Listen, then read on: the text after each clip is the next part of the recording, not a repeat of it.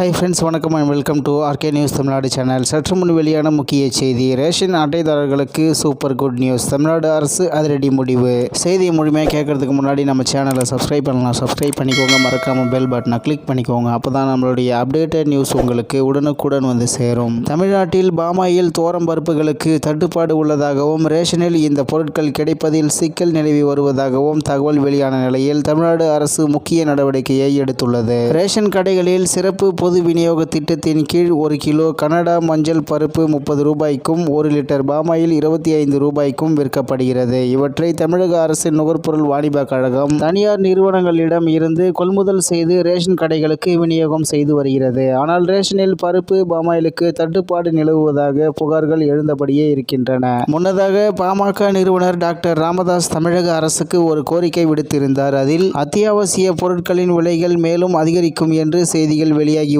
நிலையில் அதை கட்டுப்படுத்த அரசு எந்த நடவடிக்கையும் எடுக்காதது கண்டிக்கத்தக்கது. சென்னை உட்பட தமிழகம் முழுவதும் எண்ணெய், பருப்பு மற்றும் மளிகை பொருட்களின் விலைகள் அதிகரித்திருப்பது விலை கண்காணிப்பு குழுவுக்கு தெரியுமா? எண்ணெய், பருப்பு விலையை கட்டுப்படுத்தும் நோக்குடன் ரேஷன் கடைகளில் குடும்ப அட்டைகளுக்கு வழங்கப்படும் தோரம் பருப்பு மற்றும் பாமாயிலின் அளவை 2 கிலோவாக உயர்த்த வேண்டும். மளிகை பொருட்களையும் ரேஷன் கடைகள் மூலம் மானிய விலையில் வழங்க வேண்டும் என்று கேட்டிருந்தார். ஏற்கனவே தோரம் பருப்பு, பாமாயிலுக்கு பற்றாக்குறை நிலவுவதாக தகவல் வெளியான நிலையில் டாக்டர் ராமதாஸின் இந்த கோரிக்கையானது மிகுந்த கவனத்தை ஈர்த்திருந்தது. அது மட்டுமின்றி மீண்டும் ஆட்சிக்கு வந்தால் ரேஷன் கடைகளில் பாமாயிலுக்கு மாற்றாக தேங்காய் எண்ணெய், கடலை எண்ணெய் மானிய விலையில் விற்பனை செய்யப்படும் என்று திமுக ஏற்கனவே வாக்குறுதியில் அறிவித்திருந்தது. ஆனால் இதுவரை ஏன் நிறைவேற்றவில்லை என்று கேட்டு தென்னை விவசாயிகள் போராட்டம் நடத்தி வருகின்றனர். இப்போது பாமாயிலை உயர்த்தி தரும்படியான கோரிக்கையை டாக்டர் ராமதாஸ் வைத்துள்ளார். அப்படியானால் தேங்காய் எண்ணெய் வழங்கப்படுமா, பாமாயில் வழங்கப்படுமா அல்லது இரண்டுமே வழங்கப்படுமா என்று தெரியவில்லை. ஆனால் பாமாயில் தோரம் பருப்புகளின் பற்றாக்குறையை தீர்க்க அரசு அடுத்த அதிரடி மேற்கொண்டுள்ளது. தற்போது 20,000 டன் தோரம் பருப்பு அல்லது கனடா மஞ்சள் பருப்பு 2 கோடி எண்ணிக்கையில் 1 லிட்டர் பாமாயில் பாக்கெட் வாங்கும் பணியில் வாணிப கழகம் ஈடுபட்டுள்ளதாம். இதையடுத்து பாமாயில் தோரம் பருப்புகளுக்கான பற்றாக்குறை விரைவில் நீங்கும் என்றும் அனைவருக்குமே ரேஷனில் பொருட்கள் தங்கு தடையின்றி கிடைக்கும் என்றும் நம்பப்படுகிறது.